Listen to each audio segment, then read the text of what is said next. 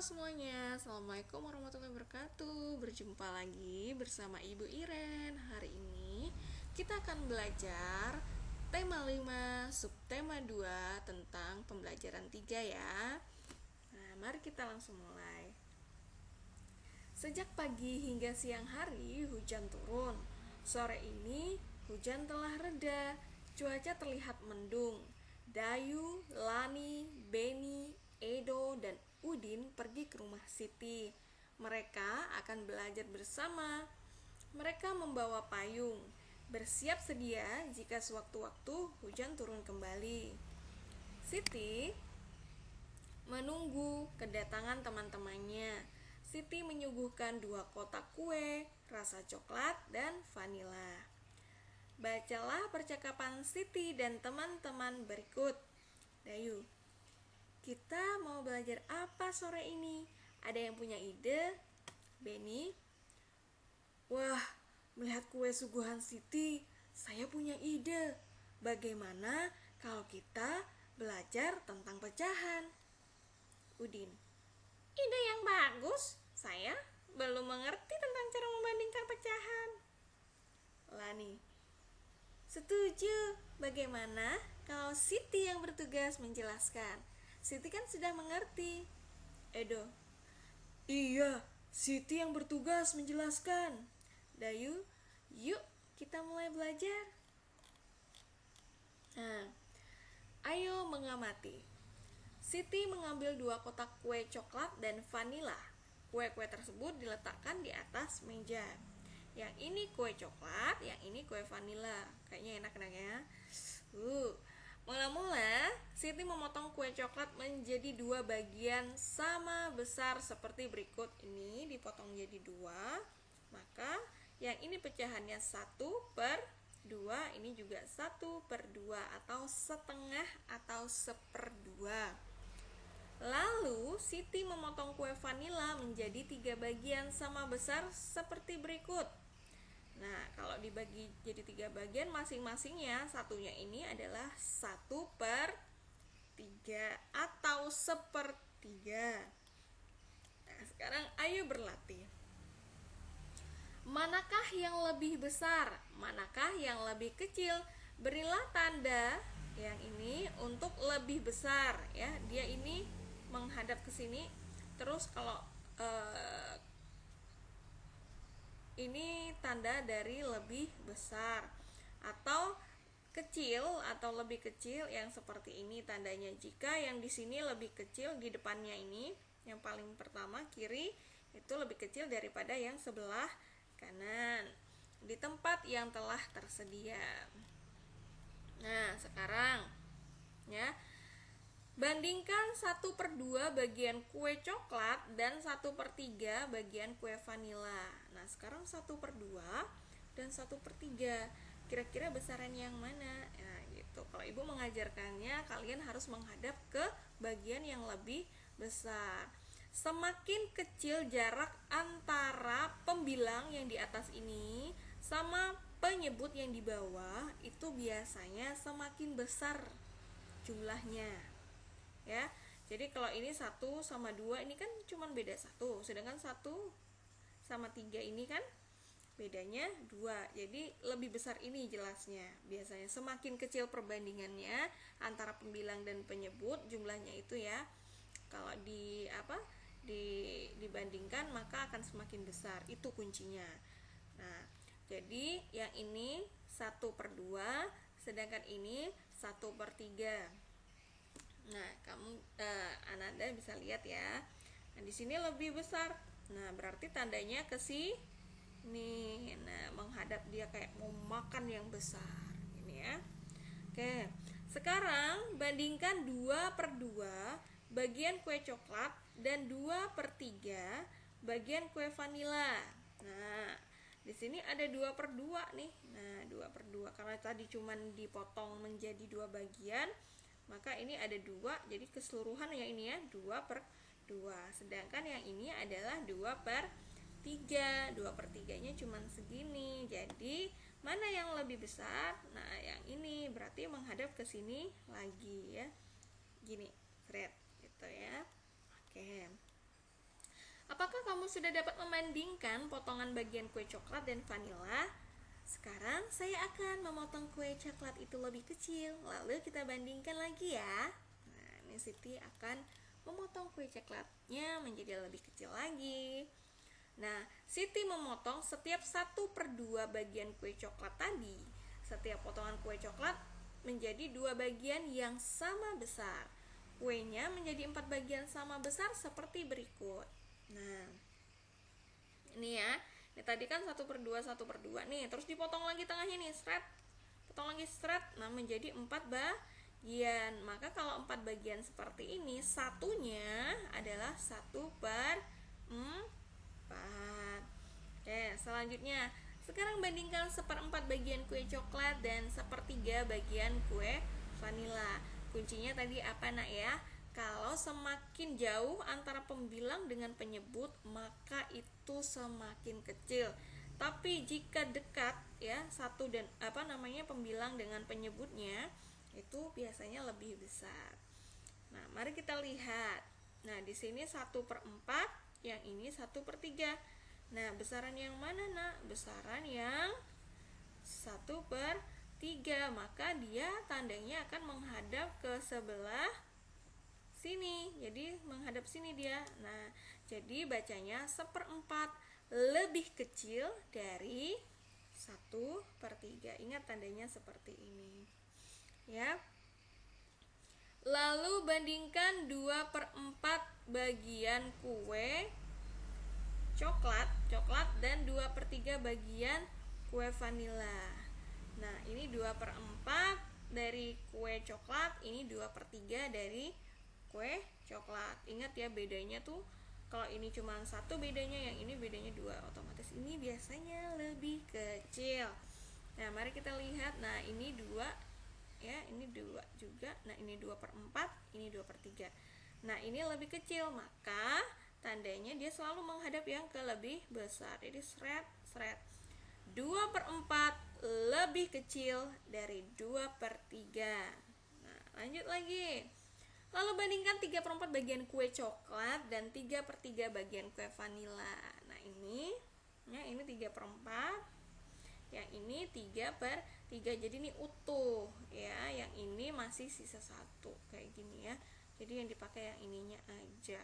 3/4 dengan 3/3 lebih besar yang mana? Lebih besar 3/3, Bu. Berarti kita tandainya ke sebelah sini. Seret ini ya. Jadi 3/4 bacanya lebih kecil dari 3/3. Paham ya? Sekarang tambah banyak lagi. Siti memotong setiap 1/3 bagian kue vanila. Setiap bagian tersebut dipotong menjadi 2 bagian yang sama besar. Kue vanila menjadi 6 bagian seperti berikut. Nah, ini tadi kan 1/3 ya, terus dipotong di tengahnya menjadi berubah sekarang ya. Kue vanilanya jadi 1, 2, 3, 4, 5, 6. Jadi masing-masing bagian ini adalah 1/6. Oke. Sekarang sekali lagi bandingkan potongan-potongan kue tersebut, manakah yang lebih besar, manakah yang lebih kecil? Berilah tanda lebih besar dari atau lebih kecil dari di tempat yang telah tersedia. Sekarang kita bisa bandingkan ya, 1/4 bagian kue coklat dengan 1/6 bagian kue vanila. Sekali lagi Ibu jelaskan, Ibu Ibu terangkan kalau perbedaan antara pembilang yang di atas ini sama penyebut yang di bawah ini, jika dekat maka lebih besar daripada yang jauh ya. 1/4 ini kan cuman beda 3. 1/6 ini kan cuman bedanya 5 ya. Nanti pasti yang bedanya lebih sedikit itu lebih besar bagiannya. Nah, yang ini coba kita lihat 1/4 dan 1/6. Kelihatan sekali ya mana yang lebih besar. Yang lebih besar adalah yang 1/4, maka tulisannya tandanya seperti ini. Nah, jadi 1/4 atau 1/4 lebih besar dari 1/6. Nah, Lanjut, lalu bandingkan 2/4 bagian kue coklat dengan 2/6 bagian kue vanila. 2/4 titik-titik 2/6. Berarti mana lihat yang lebih besar? Yang lebih besar 2/4. Maka 2/4 lebih besar dari 2/6. Lalu bandingkan 3/4 bagian kue coklat dengan 3/6 bagian kue vanila. Nah, ini adalah 3/4, yang ini 3/6. 3/4 lebih besar dari 3/6. Terakhir, bandingkan 4/4 bagian kue coklat dengan 4/6 bagian kue vanila. Nah, yang ini adalah 4/4 atau utuh ya, sedangkan yang ini adalah 4/6. Berarti 4/4 ini lebih besar, ingat menghadap ke sini ya, lebih besar daripada 4/6. Nah, bagaimana? Apakah kamu sudah paham? Ini namanya perbandingan pecahan dengan pembilang yang sama. Manakah pecahan yang nilainya lebih besar? Manakah pecahan yang nilainya lebih kecil? Apakah kesimpulannya? Jadi pembilangnya itu maksudnya yang di atas ya, yang sama. Yang di bawah nih penyebutnya beda tetap. Mari kita amati sekali lagi, perhatikan lambang bilangan pecahan beserta potongan kue coklat dan kue vanila berikut. Ini 1/2, ini 1/3, ini 1/4, ini 1/6, atau setengah, 1/3, 1/4, 1/6. Mana yang paling besar? Nah, lihat ini perbedaannya cuma 1 antara 1 dan 2, maka ini yang paling besar. 1/3 lumayan, 1/4 lebih kecil lagi, 1/6 paling kecil. Gitu ya nak ya. Nanti misal 1/10 ya lebih kecil lagi gitu. Nah, lambang bilangan pecahan di atas memiliki pembilang yang sama yaitu 1. Namun bilangan penyebutnya berbeda-beda. Nah, penyebut itu yang di bawah ya sayang ya. Lalu jadi untuk pecahan dengan angka pembilang yang sama, makin besar angka penyebutnya, makin kecil nilai pecahan tersebut ya. Nah, kalau penyebutnya di bawah tuh besar, maka kecil dia. Senangnya hati Udin telah belajar tentang membandingkan pecahan berpembilang sama. Mereka beristirahat sejenak sambil menyantap kue hidangan dari Siti. Mereka beristirahat, mereka kembali belajar bersama. Mereka akan mencari berita di koran tentang perubahan cuaca di Indonesia. Di rumah Siti banyak koran, orang tua Siti berlangganan koran setiap hari. Artikel berita di koran akan dibawa ke sekolah sebagai tugas per kelompok. Siti sekelompok dengan Lani dan Dayu, Udin sekelompok dengan Beni dan Edo. Setiap kelompok diminta membawa 2 buah artikel. Ayo membaca. Siti, Lani, dan Dayu sudah menemukan artikel berita yang sama. Mereka diminta mencari kata atau istilah khusus tentang perubahan cuaca.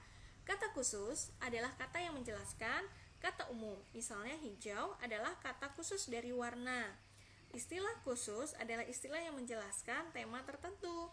Misalnya cuaca ekstrem adalah istilah khusus dari tema perubahan cuaca. Ekstrem ini berarti sangat mengerikan, mungkin bisa kita bisa sebutkan seperti itu, bisa menimbulkan kecelakaan, itu ekstrem biasanya ya. Risikonya besar, itu ekstrem. Dampak perubahan cuaca ya, berikut artikel yang mereka temukan. Dampak perubahan cuaca. Akhir-akhir ini cuaca seakan-akan tak menentu. Suhu udara pada siang hari terasa sangat panas. Namun pada malam hari suhu udara terasa dingin. Keesokan harinya hujan pun turun. Perubahan cuaca yang sangat cepat disebut cuaca ekstrem ya.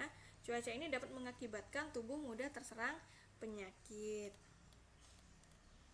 Penyakit yang bisa muncul pada cuaca ekstrem antara lain flu. Jika kondisi tubuh lemah atau kurang sehat, orang dapat terserang flu. Mimisan, jika udara terlalu panas, orang akan mudah mimisan. Tahu ya, mimisan itu keluarnya darah dari hidung ya. Lalu sesak napas, suhu udara yang berubah cepat dapat menyebabkan sesak napas. Penyakit-penyakit seperti ini dapat mengganggu aktivitas kita sehari-hari. Berikut cara-cara agar terhindar dari penyakit akibat cuaca yang ekstrem. Pertama, menjaga kebugaran tubuh. Berolahraga yang cukup dapat menjaga kebugaran tubuh. Hindari kontak langsung dengan sinar matahari ya. Gunakan pakaian lengan panjang. Hal ini agar kulit terlindungi dari sinar matahari langsung. Gunakan masker. Nah, karena sekarang juga sedang pandemi ya. Tapi sebelum itu banyak orang yang sudah mencanangkan untuk menggunakan masker karena banyak sekali debu ya. Di sekitar kita banyak debu. Sebaiknya kita menggunakan masker, khususnya pengendara roda 2. Nah, untuk itu kita harus selalu waspada. Macam-macam penyakit dapat muncul karena cuaca ekstrem. Oke, kita lanjut. Ayo berdiskusi. Nah, sudahkah kamu membaca artikel koran yang ditemukan oleh Siti, Lani, dan Dayu? Temukan istilah khusus pada artikel tentang dampak perubahan cuaca. Perhatikan kata-kata yang dicetak tebal, diskusikan bersama temanmu. Oke. Di sini tadi ada kata istilah khusus tentang perubahan cuaca, ada cuaca ekstrem. Kita lihat yang bercetak tebal. Nah, yang dicetak tebal itu, mari kita lihat. Oh, ada beberapa ya. Ibu sudah lihat. Kalian lihat nggak? Di sini ada kata flu, ada kata mimisan, ada kata sesak napas. Ya, tuh. Itu aja sih yang dicetak tebal, yang diwarnain hitam, yang lain yang ini diwarnain biru ya. Ini karena judul. Oke, itu aja sih, kita udah pakai 4 saja ya. Kita 4 saja. Berarti tadi flu, mimisan, dan sesak napas ya. Ya, flu, mimisan, dan sesak napas. Itu yang kita masukkan ke dalam ini ya. Kalau kalian mau masukkan lagi, kalau kalian nggak paham, Bu, kontak itu apa, Bu, kebugaran itu apa, Bu, masker itu apa, boleh kalian masukkan ke dalam sini. Kalau masker kalian tahu ya, pelindung wajah yang ada, yang untuk menutupi hidung dan mulut. Terus kalau kontak itu berhubungan ya. Lalu kalau kebugaran itu seperti sehat ya, sehat ya, pokoknya kebugaran itu berkaitan dengan sehat. Oke, selanjutnya ayo bercerita. Bagaimana hasil diskusimu bersama teman? Sudahkah kamu menemukan istilah khusus tentang perubahan cuaca? Sekarang saatnya menceritakan hasil diskusimu. Ceritakanlah dengan bahasamu sendiri. Ceritakan di depan teman-temanmu. Perhatikan contoh berikut. Ini adalah istilah yang saya temukan pada artikel tersebut. Istilah itu adalah cuaca ekstrem. Cuaca ekstrem adalah cuaca yang berubah dengan sangat berbeda, biasanya cepat ya. Misal pada siang hari, udara terasa sangat panas. Pada malam hari, hujan sangat deras, udara terasa sangat dingin. Siti dan teman-teman telah menyelesaikan semua tugas dari sekolah. Tak terasa hari sudah makin sore. Meskipun masih mendung, Lani, Dayu, Beni, Udin, dan Edo pamit pulang. Tak lupa bersalaman dengan Ibu Siti. Oke. Mereka berjanji untuk bertemu kembali esok sore di balai desa. Siti, Lani, dan Dayu akan melanjutkan latihan menari. Mereka mengajak Beni, Udin, dan Edo untuk turut serta berlatih menari. Siapapun boleh ikut latihan menari. Masih ingatkah kamu dengan tari burung kutilang yang sudah dipelajari sebelumnya? Nah, itu pakai gerakan kepala anak ya. Ikuti petunjuk berikut untuk berlatih tarian burung kutilang. Gerakan ini sesuai bait pertama teks lagu burung kutilang. Di pucuk pohon cempaka, burung kutilang berbunyi, bersiul-siul sepanjang hari dengan tak jemu-jemu. Nah, ini gerakannya miring kepala ke kiri, tengah, dan ke kanan secara bergantian. Ulangi sebanyak 8 hitungan sesuai irama lagu. Jadi sambil kalian miringkan, kemarin bisa semua ya memiringkan kepala. Selanjutnya yang 2, gerakan ini sesuai bait kedua teks lagu burung kutilang. Mengangguk-angguk sambil berseru trilili lili lili. Nah, gerakan menganggukkan kepala. Oke, selanjutnya yang ketiga. Gerakan ini sesuai bait ketiga teks lagu burung kutilang. Ya.